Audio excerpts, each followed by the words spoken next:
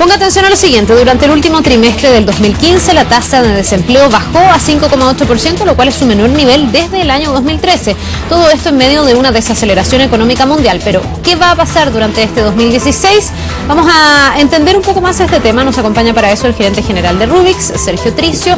Sergio, bienvenido, muchísimas gracias por estar con nosotros. Buenos días, Carla, muchas gracias. Muchos se estarán preguntando, y es como la pregunta de cajón, ¿cómo es posible que el desempleo vaya bajando cuando no es la percepción probablemente que tienen muchos a raíz de las malas noticias que hemos tenido en materia de crecimiento, en materia de ventas, en materia de consumo, de inversión, etcétera? Sí. ¿Es posible? Es posible. Tenemos la economía, tenemos la economía que va en franca desaceleración, que no ha cambiado eso y probablemente la desaceleración continúe este año 2016, pero hay algunos factores que explican que esta tasa de desempleo siga buena, porque un 5,8% es súper buena, o sea, estamos con una tasa de desempleo bastante baja.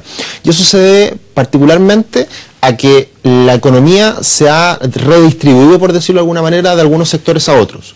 Por ejemplo, la agricultura ha andado bien en el último tiempo, pero particularmente lo que es restaurantes y hoteles y también construcción son sectores que han andado muy bien, particularmente el 2015. Y esto se debe al famoso IVA a la construcción, que ha motivado una compra exagerada exactamente el año pasado, y eso mantiene la construcción bastante sólida, que es muy intensiva en mano de obra, por lo tanto eso es bueno.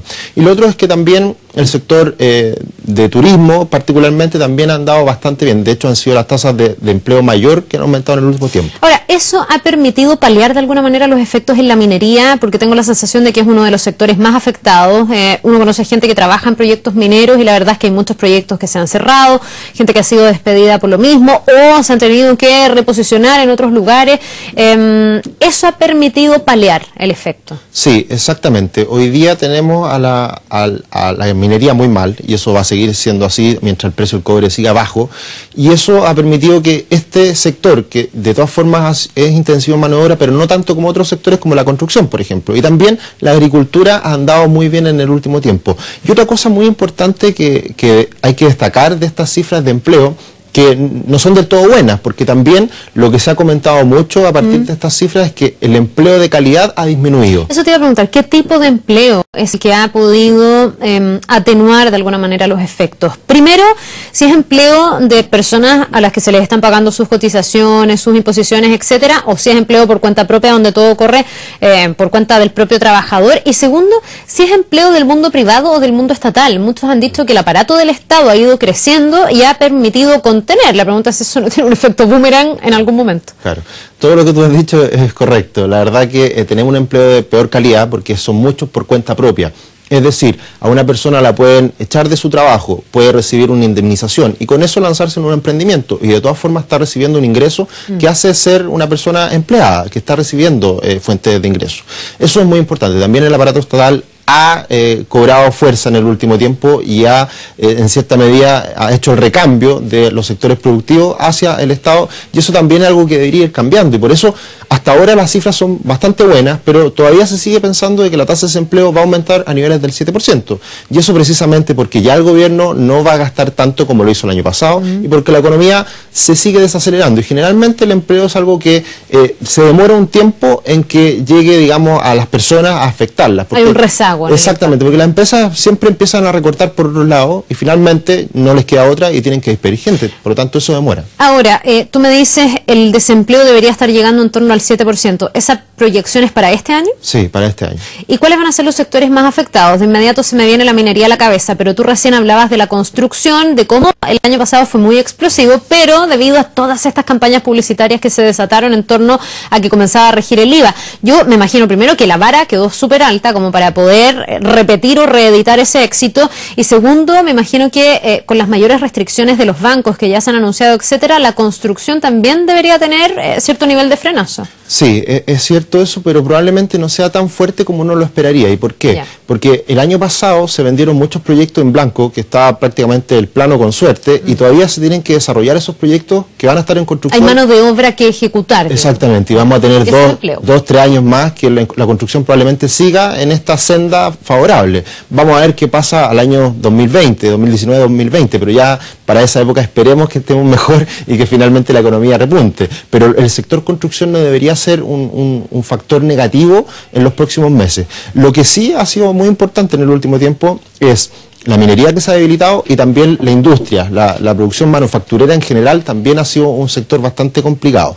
Y lo que puede cambiar también en los próximos meses, que también ha sido un sector que ha andado relativamente bien, es el consumo-comercio. En general la industria de los servicios, que eso ha paliado también en cierta medida la debilidad de la industria minera, que es la que más podemos palpar el magro escenario que vive hoy día. Ahora, ha sido la pregunta que ha iluminado desde el cambio presidencial en adelante, si esto responde exclusivamente a factores externos y por lo tanto no hay margen en Chile para poder revitalizar la economía y de alguna manera salvar la cifra y evitar ese impacto en el empleo, o si efectivamente hay razones internas de las políticas, las reformas que se están adoptando que permitan incidir, ojalá más positivamente, para también resguardar el empleo, que al final del día es lo que para la gente es lo más sensible.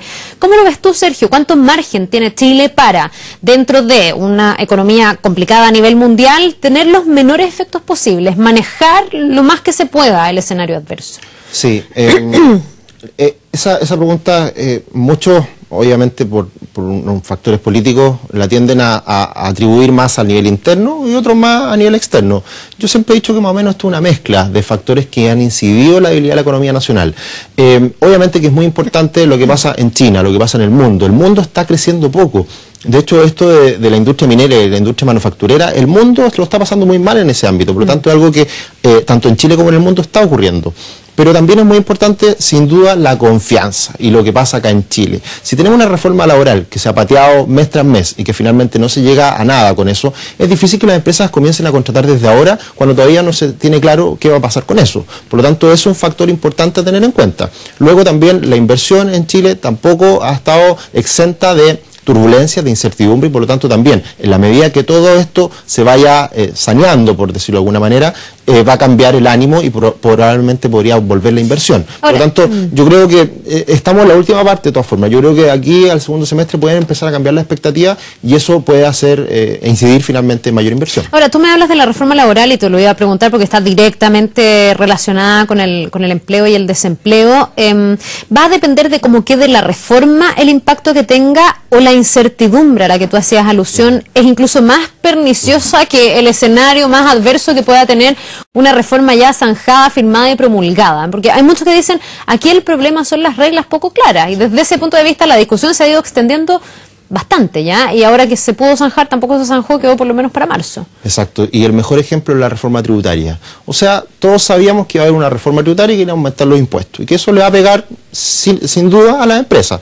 Ahora, el tema es, entre que estamos en la discusión y que no sabemos qué pasa, que la renta tributaria, un montón de cosas, las empresas no tienen claro cómo actuar. Por lo tanto, esa incertidumbre es mucho más dañina en economía que específicamente la reforma que ya se sabe que viene. Por lo tanto, en la medida que se vayan dilatando, esta reforma va a ser más perjudicial para la economía, y lo ha dicho los ministros, lo ha dicho el ministro Valdés, que precisamente eso se tiene que cambiar y ejecutar desde ya. Y se pasó hasta marzo y quizás... Sí, ahora también hay una discusión respecto de cómo debe quedar esa reforma, por ejemplo, que si debe o no haber reemplazo en huelga, si debe haber esta titularidad sindical para obtener los beneficios, o se pueden ampliar los beneficios también a trabajadores que no estén dentro del sindicato. Ese detalle fino influye fuertemente, importantemente en el desempleo. Te lo pregunto porque aquellos que tienen una mirada más progresista, digamos, de esa reforma y quieren cambios mucho más profundos, acusan una campaña del terror de aquellos que son más conservadores y dicen, ojo, porque una reforma, no sé, sin reemplazo en huelga, que pueda llevar a una paralización extendida en el tiempo, va a afectar necesariamente el empleo. Y aquí siempre hay fines políticos, donde cada uno lo analiza desde su propia trinchera. Tú, así como un experto en la materia, ¿podrías decir que la reforma laboral es un factor desencadenante o que favorezca el empleo directamente o el desempleo?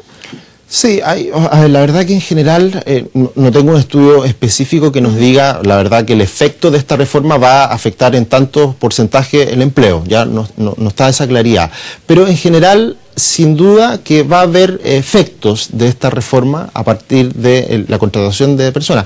Por ejemplo, ha ocurrido, te lo digo mencionando un poco la historia de los sindicatos, de que ciertos números se tiene que cumplir para tener sindicatos. ¿Qué pasa? Las empresas se achican y se disuelven en diferentes... Multiroot. Exactamente. Entonces, al final siempre hay maneras de poder pasar a llevar en cierta medida la ley. Ahora, sin duda que todo lo que se está haciendo ahora es para ser más restrictivo y finalmente tener más beneficio el trabajador. Y que pueda tener una posición más competitiva en cierta medida en las negociaciones con una empresa, que tiene lógica y que está bien. Ahora, el efecto directo, yo insisto, yo creo que pasa principalmente por las expectativas, y si esto se sigue demorando más tiempo, va a perjudicar más a la economía por ese lado. Sergio, para ir finalizando y volviendo a la mirada macro de nuestra economía, ¿cuánto tiempo, o a lo mejor no se puede prever todavía, debería durar este chaparrón?